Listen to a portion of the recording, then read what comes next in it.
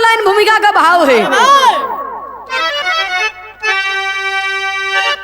लाख इंसा करे कोई कोशिश भले, वक्त के पहले कुछ भी है हासिल न होता। भाग्य में है लिखा तो मिले सरीवदा, फिर भी नादान मानो है नाहक ही रोता। छीन सकता न कोई तेरे अंश का, लाख ठग हार जीवन में भले ही से लागे। मंगल कहे क्या करे बदनसीबी, सदा जग में यारो परिश्रम के आगे।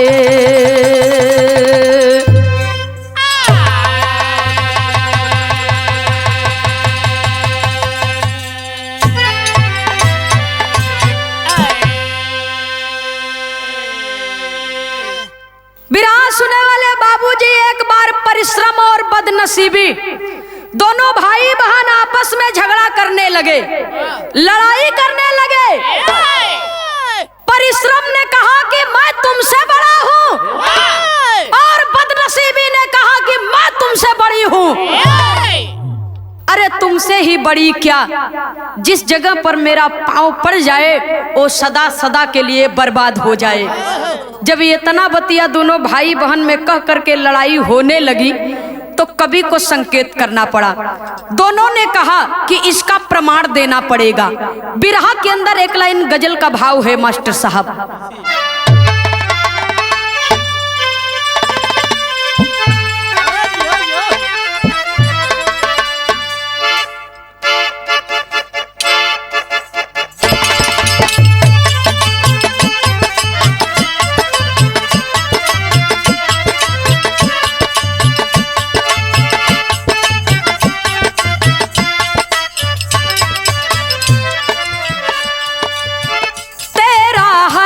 अंदाज सितमगर, तेरा हरी अंदाज सितमगर, मेरा देखा भाला है। तेरा हरी अंदाज सितमगर, मेरा देखा भाला है। तेरा हरी अंदाज सितमगर, मेरा देखा भाला है। तेरा हरी अंदाज सितमगर, मेरा देखा भोला है। तेरा हरी अंदाज सितमगर, मेरा देखा भोला है। तेरा हरी अंदाज सितमगर, मेरा देखा भोला है। तन तो उजला उजला है पर, तन तो उजला उजला है पर, मन तो काला काला है। तन तो उजला उजला है पर, मन तो काला है। तन तो उजला उजला है पर, मन तो काला काला है। लेकिन बिरहा के अंदर कवि को संकेत करना पड़ा बाबूजी। सतपथ पे चलने वालों को, सतपथ पे चलने वालों को मिलता सदा का साला है। सतपथ पे चलने वाले को मिलता सदा का साला है। सतपथ पे चलने वाले को मिलता सदा का साला है। सतपथ पे चलने वालों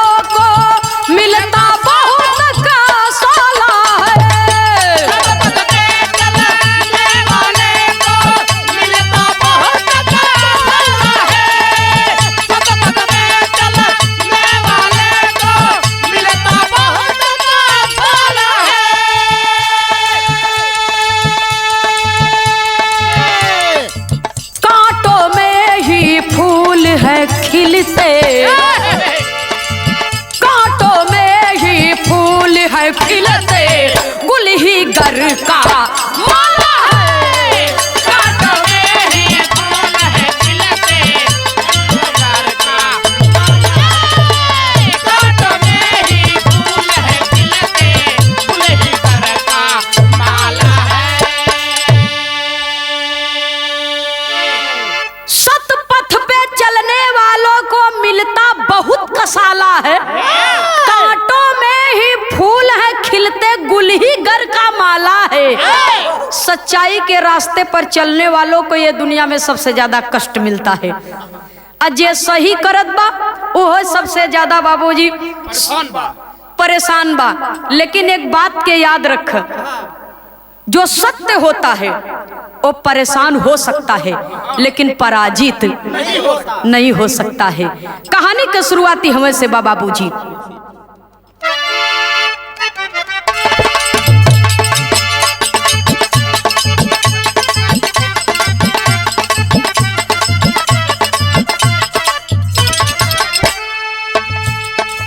वास्तव में राम दीन तो एकदम गरीब रहे। वास्तव में राम दीन तो एकदम गरीब रहे। गरीब तो गरीब साथ बदनसीब रहे।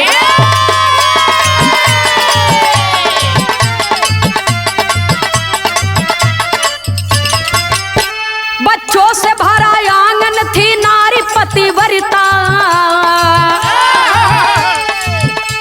बच्चों से भरा आंगन थी नारी पतिव्रता। भोजन कभी मिलता कभी फाके पे दिन गुजरता।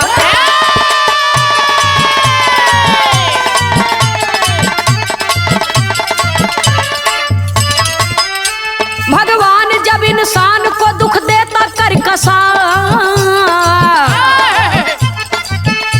भगवान जब इंसान को दुख देता कर कसा। माँ बाप सह न पाते बच्चों की दुर्दशा।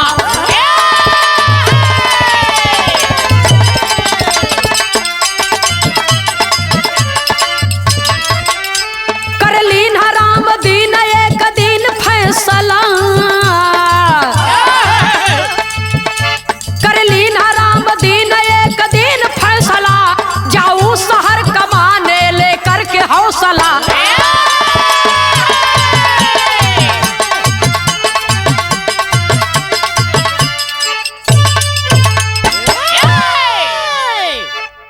एक छोटा सा परिवार बा। पति पत्नी और पति पत्नी के बीच में बाबूजी 2-3 बच्चे हैं। तो जब भगवान इंसान की परीक्षा लेता है तो माता पिता के साथ में बच्चों को भी दुर्दशा सहनी पड़ती है। इतना गरीब परिवार बाबूजी रामदीन अपने मन में सोचने लगे कि मैं इतना गरीब और मेरा परिवार इतना गरीब है, मैं अपने बच्चों को कैसे पालूं, कैसे खिलाऊं पिलाऊं, कैसे इनको पढ़ाऊं लिखाऊं। एक दिन अपने मन में विचार किए कि गांव में कुछ बा नहीं, जाई शहर कुछ कमाए लिया रुपया पैसा। और रुपया पैसा कमाए बदे अपने दुल्हन से आदेश लेकर के बाबूजी शहर चल दिए। और जब शहर की ओर चल दिए तो कभी को संकेत करना पड़ा। बिरहा में एक लाइन तर्ज है,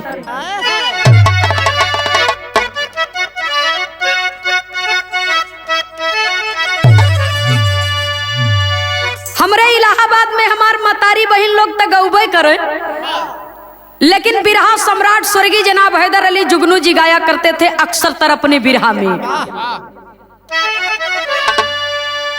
धीरे धीरे पौआ धर हो बारी धनिया।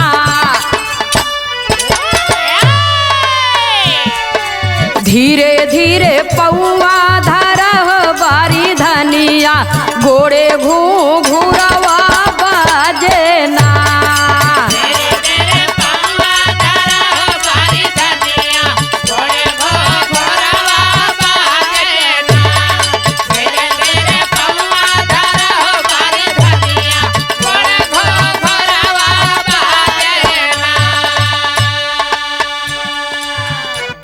लेकिन पेट के खातिर इंसान क्या से क्या नहीं करता बाबूजी।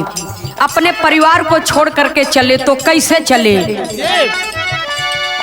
ले के अखिया में सपनावा,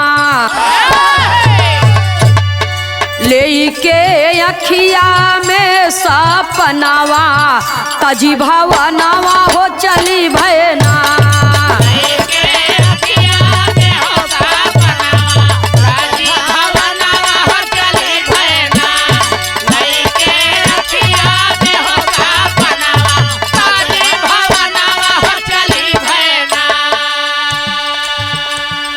खाए बिना दिना कई भर मत, और तब ईश्वर की भैली रहमत, तब ईश्वर की भैली रहमत, तब ईश्वर की भैली रहमत। पूरा होई गईले अरमनावा, पूरा होई गईले अरमनावा, तजी भवनावा चली भैना।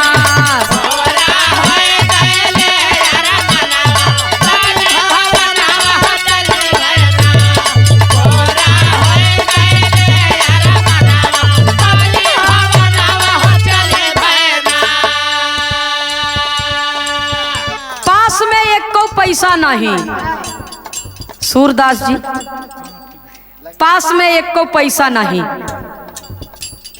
घरे से अपने दुल्ही से विदाई लेके कुछ दाना चबैना लेके गठियाई के, जब घरे से बेचारू निकल दिहन परदेसी हो गए,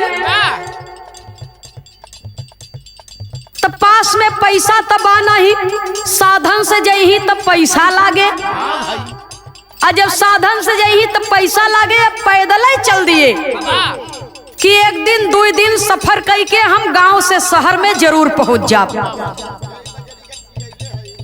अच्छा दाना चबैना खाद चबात पहले के जमाना में यह कुल रहबे करे मास्टर साहब,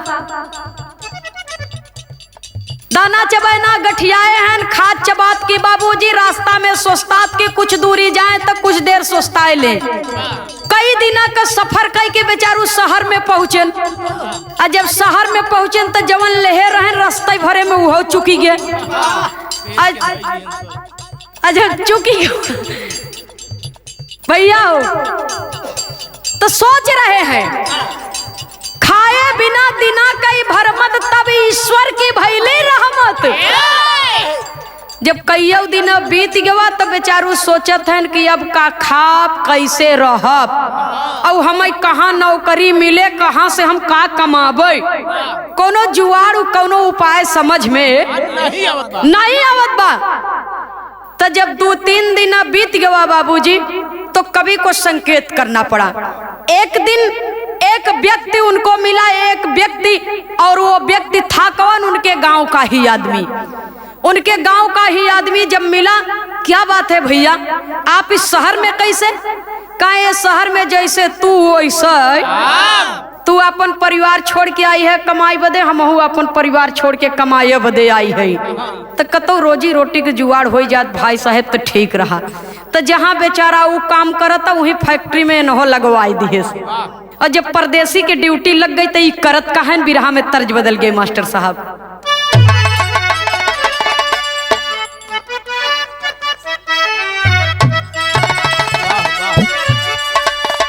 अरे पिया मोरा कुंवरा कन्हैया,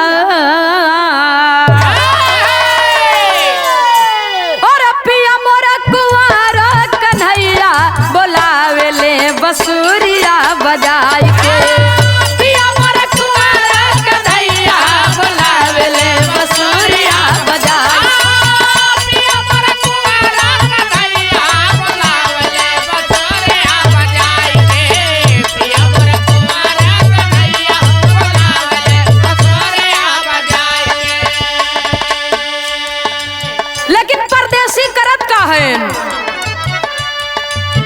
दिन रात कई के कमैया,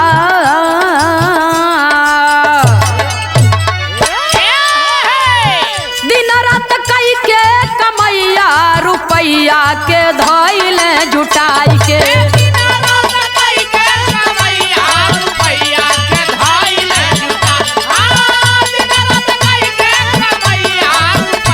के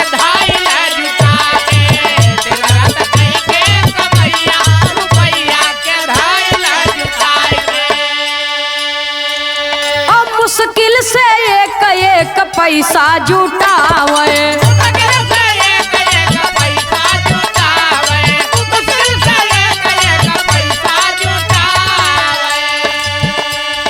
ढेर दिन पे घरवा का योजना बनावे।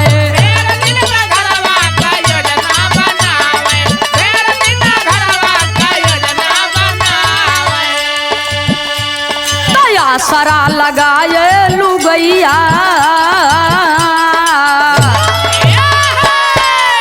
दया सरा लगाए लुगैया रुपैया के धैल जुटाई के। सरा लगाए लुगैया रुपैया के धैल जुटाई।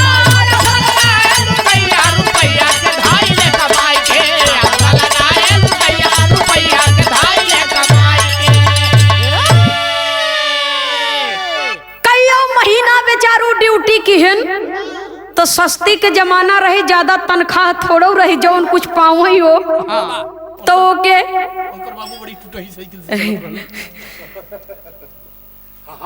भैया हो। हाँ तब को बाबू टूटही साइकिल चलते रहे, 20 आना तनख्वाह रहे तो उसका बेचारा 50,000 पाए, वो थोड़ा ही बहुत जौन कुछ पावता भैया हो। बेचारा एक एक पैसा कैसा वो मुश्किल से जुटावत बा।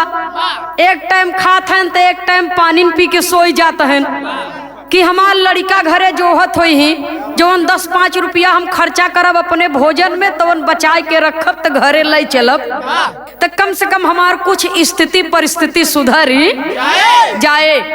इतनी बात सोच करके बाबूजी कई महीना लगातार खटनी करने के बाद जब कुछ पैसा उनके पास में जुट गए तो अपने मालिक से छुट्टी लिए और छुट्टी लेके घर की ओर चल दिए।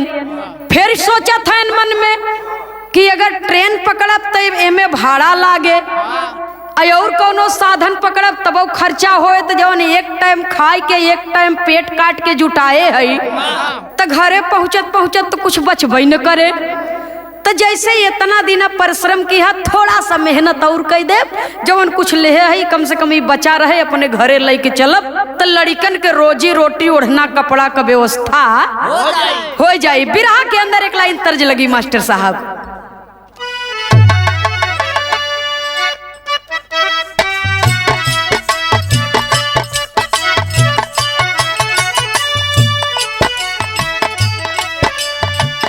हमारे गुरु घराने के अंतरराष्ट्रीय कलाकार कलाकारों के स्तंभ स्वर्गीय बाबा राम कैलाश यादव जी गाए। इ मतारी बहन लोग का गीत बा लेकिन कैसे गावे बाबूजी। और सबसे पहले बाबू राम कैलाश जी ने इस धुन को गाया था बिरहा में, उसके बाद बहुत सारे कलाकारों ने गाया। कैसे गावे भैया हो। किया तो है चाहे दुल्हा खैरा सो परिया हो। किया तो है चाहे दुल्हा खैरा सो परिया हो। किया माघैया ढोली पान हो। किया तो है चाहे दुल्हा खैरा सो परिया हो। किया माघैया ढोली पान हो। किया तो है चाहे दुल्हा खैरा सो परिया हो। किया माघैया ढोली पान नहीं हम चाहे मालिन खैरा सो परिया हो और नाही मघैया ढोली पान हो। मलिनिया कहे तब का ही खड़ा है। जब 500 पारी न चाहे न तो है और कुछ चाहे तो का लेब। कहीं हम का चाहे मालिन लाली रे सिंघोरिया हो। हम का चाही मालिन लाली रे सिंघोरिया हो। सीता बियाहन हम जाब हो। हम का चाहे मालिन लाली रे सिंघोरिया हो। सीता बियाहन हम जाब हो। हम का चाहे मालिन लाली रे सिंघोरिया हो। सीता बियाहन हम जाब। लेकिन यह परदेसी क्या करते हैं, अरे पूरबू से सूरज के पहली किरनिया फूटल, पूरबू से सूरज के पहली किरनिया फूटल, चली भैले घरावा की ओर हो। पूरबू से सूरज के पहले किरनिया फूटल, चली भैले घरावा की ओर हो। पूरबू से सूरज के पहले किरनिया फूटल, चली भैले घरावा की ओर हो। कहे बदनसीबी बतिया मान परिश्रम भैया, काहे के कैला भारी कोर हो। परिश्रम कहे तू चाहत का हूँ, अरे कपड़ा भोजन के सिवा कुछ हो ना लिखल के, कपड़ा भोजन के सिवा कुछ हो ना लिखल के, धन पाके मन बाया जोर हो।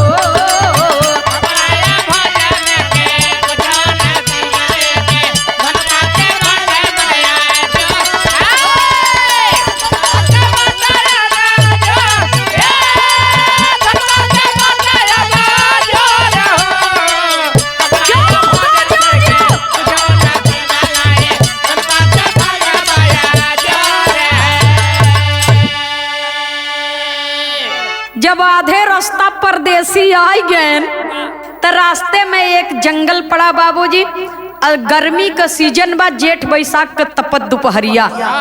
तब परदेसी सोचत हैं कुछ पानी वानी की व्यवस्था अपन केहे हैं, कुछ लेहे हैं नाश्ता पानी अपन। तब परदेसी सोचत हैं कि तनी एक पेड़ के छांव के नीचे बैठ के थोड़ा सोस्ताए ले, छहाए ले, तब चली।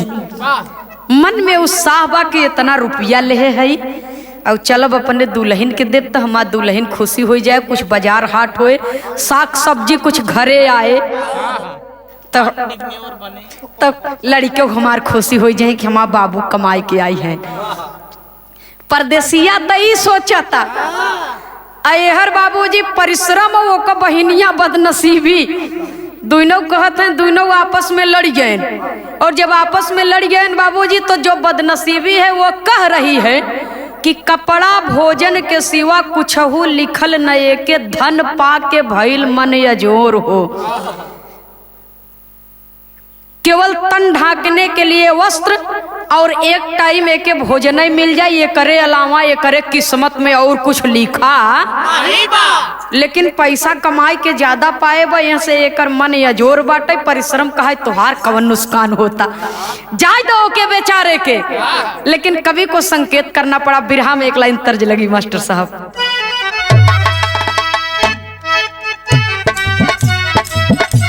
क्या बात है जो काधा झूला झूलन आजा, बोलावे राधा प्यारी, काधा झूला झूलन आजा, बोलावे राधा प्यारी, काधा झूला झूलन आजा, बोलावे राधा प्यारी, बुलावे राधा प्यारी, बुलावे राधा प्यारी,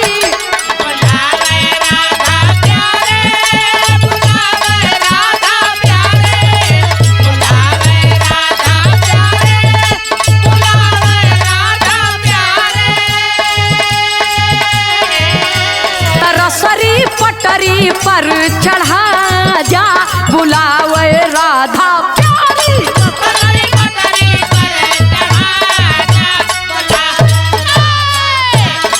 पटरी पर चढ़ा जा, बुलावे राधा प्यारी। लेकिन बिरहा के अंदर कवि को संकेत करना पड़ा, हंसी के कहे परिश्रम आगे, नसीबिया हमसे जागे, परिश्रम आगे, नसीबिया हमसे जागे, परिश्रम आगे, नसीबिया हमसे जागे। सफर में राम दीन सुती गईले, रुपया सब चोरी हो गईले, राम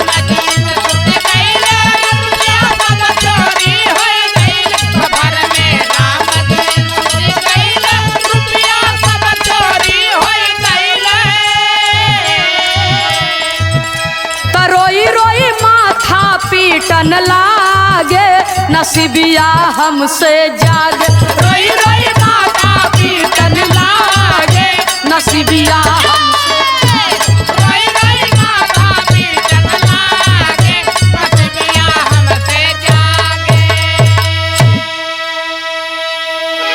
परिश्रम का है कि तुम्हारी एक को चाल ना चली, इंसान का नसीब हमसे जगत। जब इतना बतिया बदनसीबी सुनती है तो कहती है मैं आपकी बात नहीं मानूंगी, इसके किस्मत में जो नहीं है वो मैं इसे ले जाने नहीं दूंगी, ये मेरा अधिकार है, मेरे रास्ते से हट जाओ। तुम मेरे बड़े भाई हो लेकिन ये मेरा अधिकार है, जो इसके नसीब में नहीं है मैं उसे ले जाने नहीं दूंगी। मैं तुम्हारे काम में कभी अड़चन नहीं डालती तो तुम मेरे काम में क्यों दखल दे रहे हो। जब ये तना बतिया सुनत तब परिश्रम तक आए देखी तो तू कैसे एक लई न जाए देबू।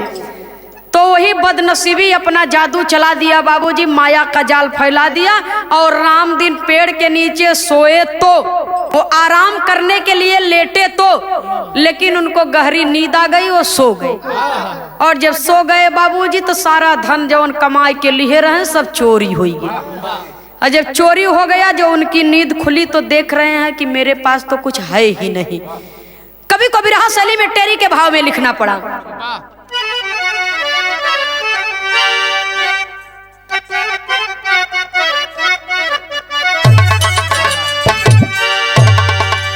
सोच रहे हैं अरे राम जाई हम आगे कौनी रहिया,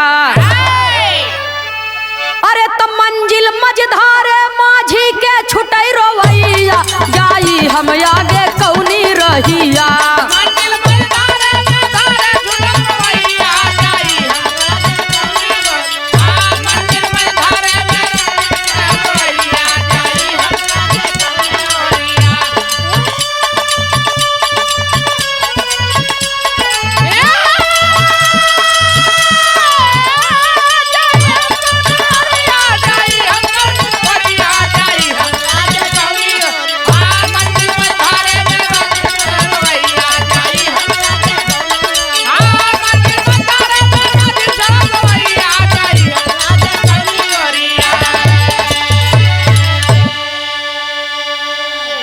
मंजिल मझधारे माझी के छुटे रोवैया, जाई हम आगे कौनी रहिया।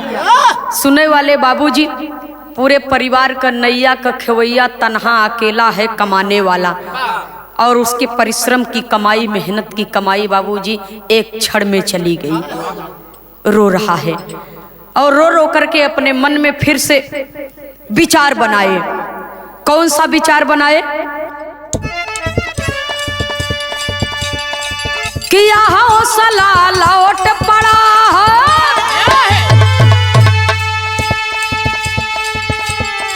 शहर की ओर आया है,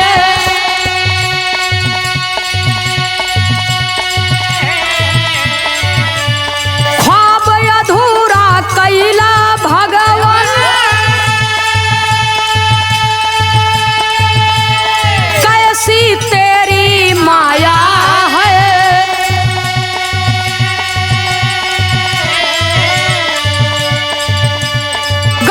परिश्रम किया है फिर से,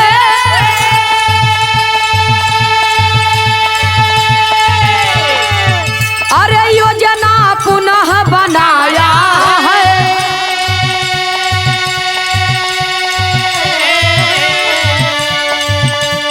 घर की रहिया पकड़ा जबकि, घर की रहिया पकड़ा जबकि बीच डगर में आया है।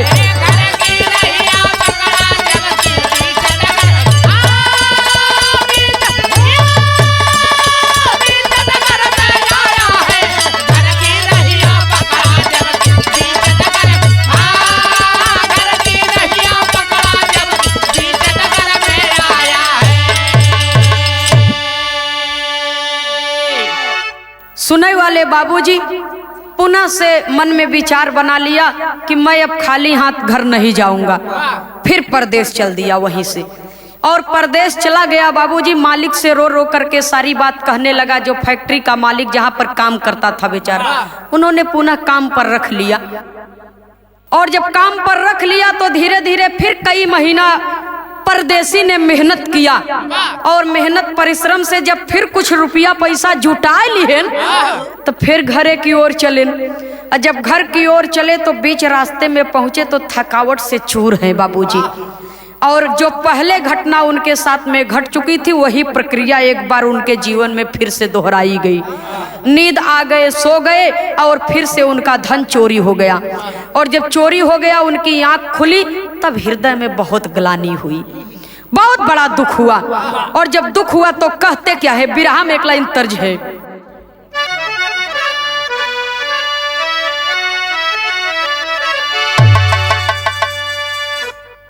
बोली बदनसीब फिर आई परिश्रम के वो पुनः चेताई। अरे राम जाई हम आगे कौनी रहिया, तो हमारे रहते ना रुपया ये करे पास जूटी पाई। जाई हम आगे कौनी रहिया। ए बाबूजी, जब रुपया चोरी हो गया तब रामदीन सोचने लगे कि अब मैं खाली हाथ वापस नहीं जाऊंगा, मैं अपनी जिंदगी गंवा दूंगा। बिरहा में एक लाइन तर्ज लगी मास्टर साहब,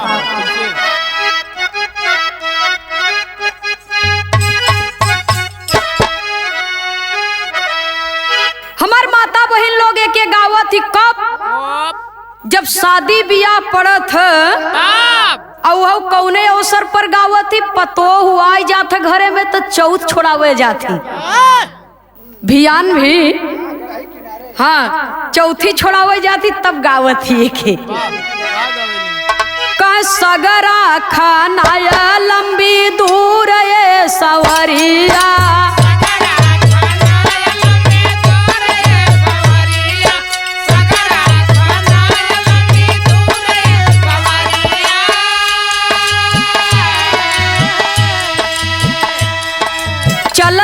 चलत मोरा पौआ पिराने,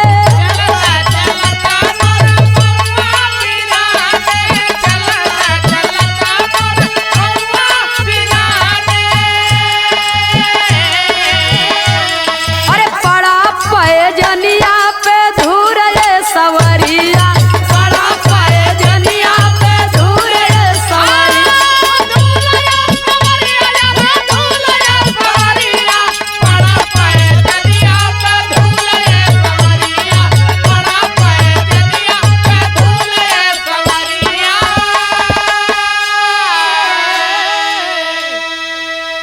लेकिन बिरहा के अंदर कवि को संकेत करना पड़ा।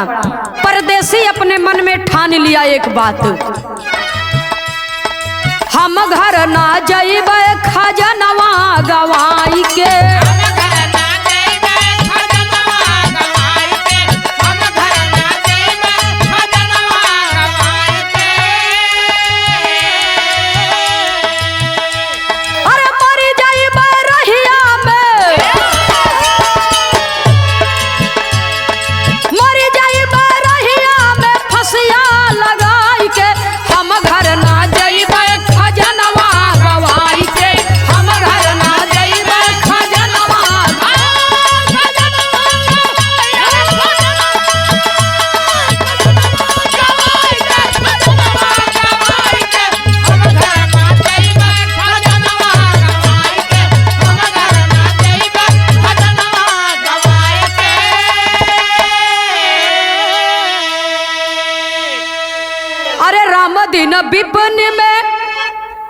राम दीन विपिन में जाकर के आए, अरे राम दीन विपिन में अरे पहुँचे हैं आई के, गर्दन में फांसी के फंदा लटकाई के।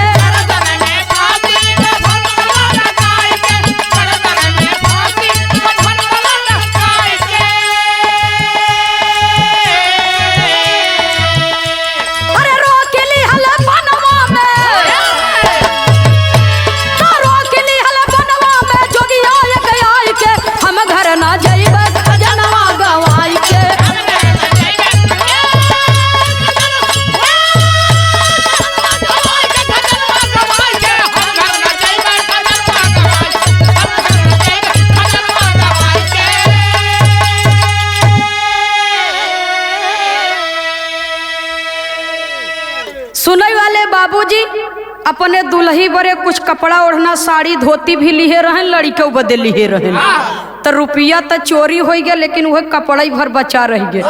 तो सोचा थन मुड़े के रख के गठरी सोई गए रहन। तो सोचा थन कि हम घरे न जा, हम मर जाब ही, अपन जान दे देव, घरे न जाब।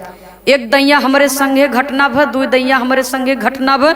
अगर अब हम घरे जाबे तो हमार मेहरारू लड़का हमके बहुत कोसी है ताना मरही और कहीं तू गर है खाली मौज मस्ती करे बदे शहर में, और 1 रुपया तू कमाई के लई के नहीं आया तो तोहरे घरे में रहे से कौनो फायदा नहीं बा। हम कौन मोहल्ले के घरे जाप। वही बाबूजी फंदा बनाए के एक पेड़े में और अपने गरे में ऐसे लगाए लिए, सोचत हन कि फांसी लगाए के मर जाब, न रहे बांस न बजे, न जिंदा रहब, न मेहरारू लड़का का ताना साहब। और जैसे ही बाबूजी फांसी लगावे बदे वो फंदा गरे में लगावत हैं, तब तक एक संत जी आए। और जब संत जी आए तो कहते क्या है, बिरहा के अंदर पपट के लाइन में लिखना पड़ा।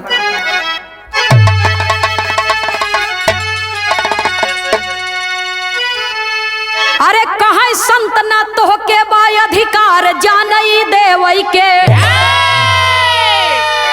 ओ बेटा कहाँ संत ना तो के बाय अधिकार जानई देवई के। और कर्म करई जग में कायर गद्दार जानई देवई के।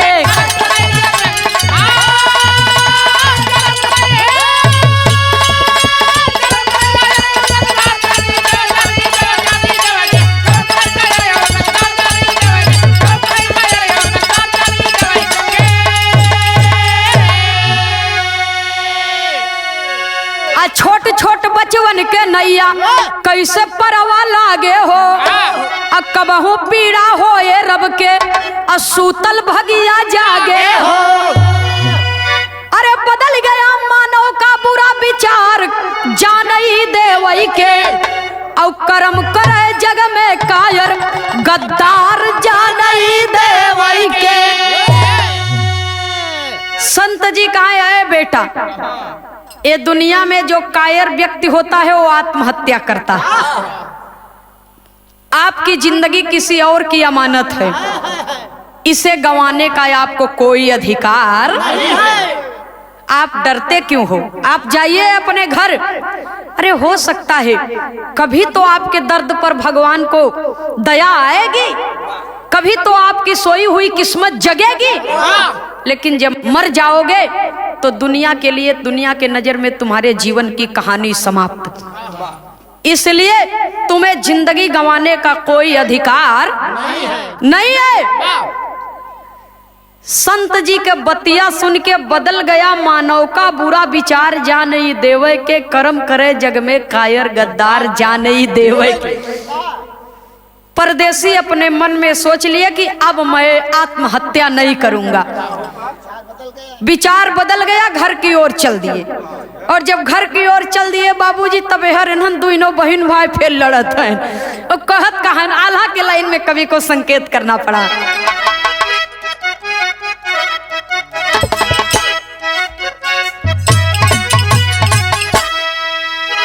अरे भाईल बदनसीबी परिश्रम में लड़ैया ये भैया। भाईल बदनसीबी परिश्रम में लड़ैया ये भैया। भाईल बदनसीबी परिश्रम में लड़ैया भैया। दोनों जाके पहुँचे जहवा रहे पालनहार।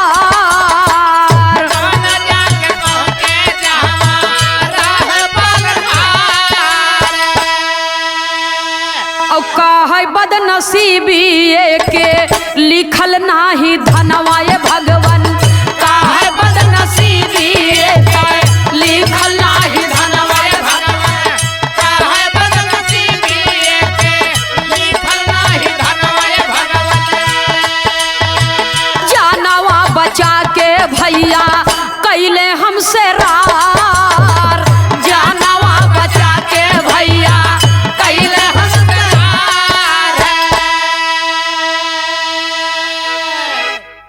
परिश्रम और बदनसीबी दोनों भाई बहन झगड़ा करते करते बाबूजी सृष्टि के पालनहार श्री हरि भगवान विष्णु जी के शरण में पहुंचे। और जब श्री हरि भगवान विष्णु जी के शरण में पहुंचे तो बदनसीबी का बा कि हे प्रभु, आपने हमें भी बनाया है, इसे भी बनाया है। ये मेरा भाई है, मैं इसकी बहन हूं, लेकिन जो मेरा अधिकार है वो मुझे मिलना चाहिए, जो इसका अधिकार है इसे मिलना चाहिए। जिसको इसने बचाया और बचा करके मुझसे दुश्मनी मोल लिया, मेरे कार्य में दखल देने का इसे कोई अधिकार नहीं है। धन का भागी वो इंसान नहीं है, उसके कर्म में मैं हूं, लेकिन इसने मेरे कार्य में दखल अंदाजी दी है। प्रभु, मुझे न्याय मिलना चाहिए। तब भगवान विष्णु कहते क्या हैं?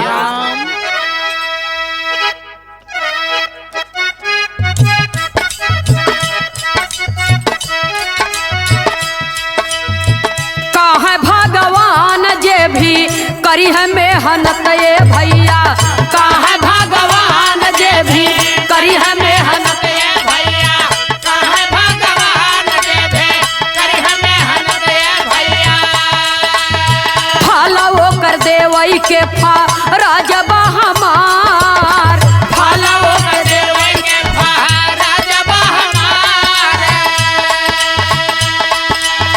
ए हर दुखी मन से राम दीन अइल घरवा बाबू, ए हर दुखी मन से राम दीन अइल घरवा बाबू, ए हर दुखी मन से राम दीन अइल घरवा बाबू। खुशियां में झूमई देखा सारा परिवार, खुशियां में झूमई देखा सारा परिवार।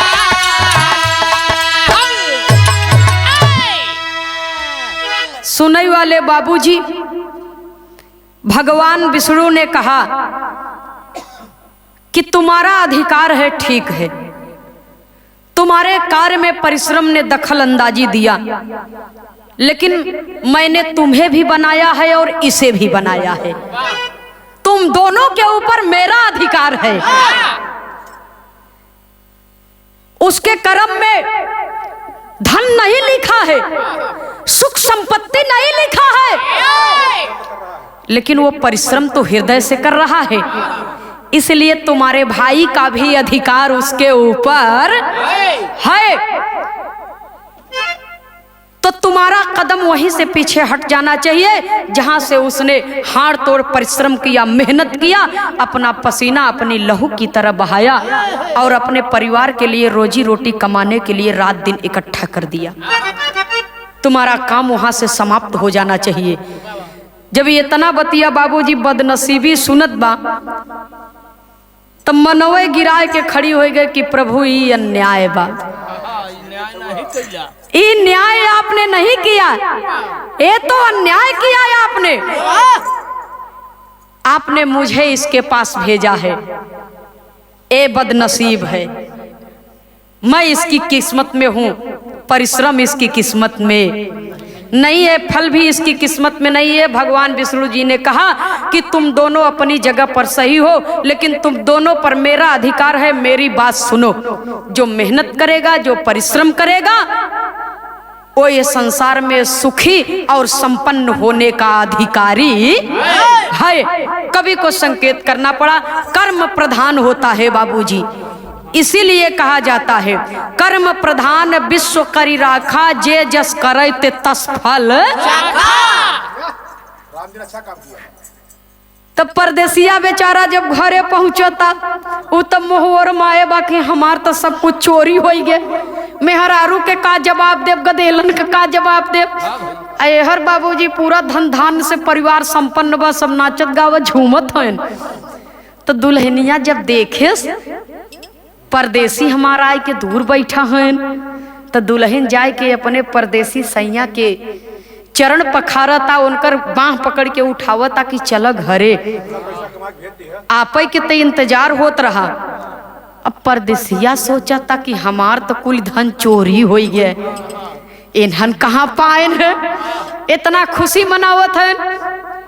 तो सारी बात को दुल्हन ने बता दिया कि एक संत जी आए थे और उन्होंने ये धन दिया और कहा कि ये तुम्हारे पति की कमाई है। मैं इस रास्ते से गुजर रहा था और तुम्हारे पति ने से जब मुलाकात हुई परदेश में, तो उन्होंने कहा कि बाबा मेरे गांव अगर जाइएगा तो ये मेरे पत्नी और मेरे बच्चों को दे दीजिएगा। संत कुरियर बाबा रहने कैसा भी रहा हो भैया, कैसे भी रहा हो, लेकिन देखिए बाबा वो कोई और नहीं, वो तो साक्षात परिश्रम ही था जिसने वहां पर परदेसी की जिंदगी बचाई और उसका चोरी हुआ धन अपनी बहन बदनसीबी से छीन करके उसके परिवार में दिया, जो उस धन का सच्चा अधिकारी था।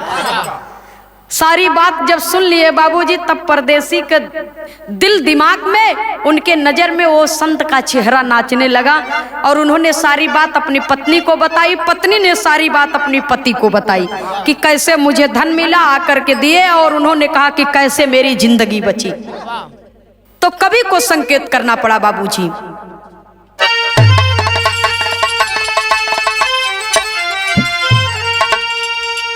अरे माया चक्रधारी तोहरी जान ना परी, माया चक्रधारी तोहरी जान ना परी, सबके दिहला तू भोजनवा करा के चाकरी।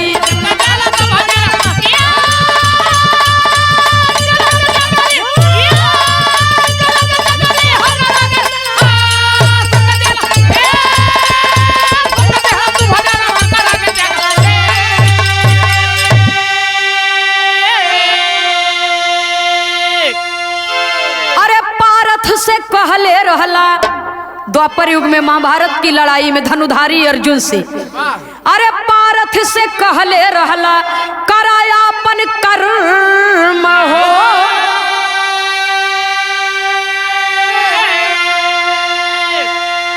अरे फल तो के देवई के हमार बाटे धर्म हो।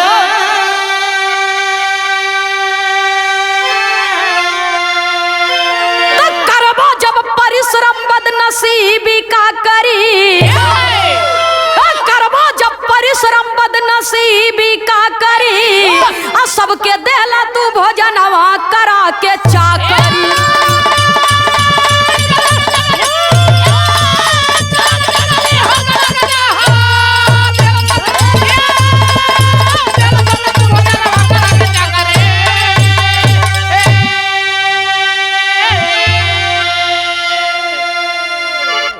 करब जब परिश्रम बदनसीबी का करी, सबके दिहल तू भोजनवा करा के चाकरी।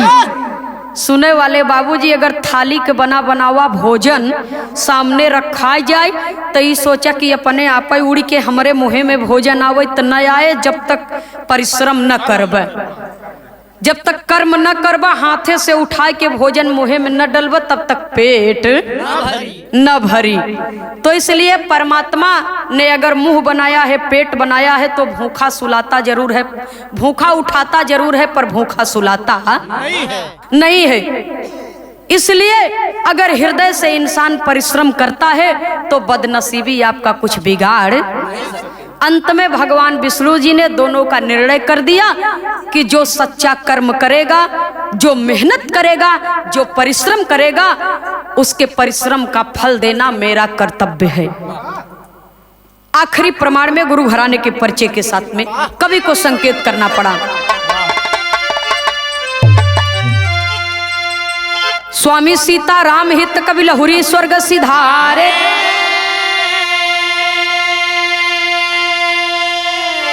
मंगल यादव जौनपुरी जी सुंदर गीत सवारे।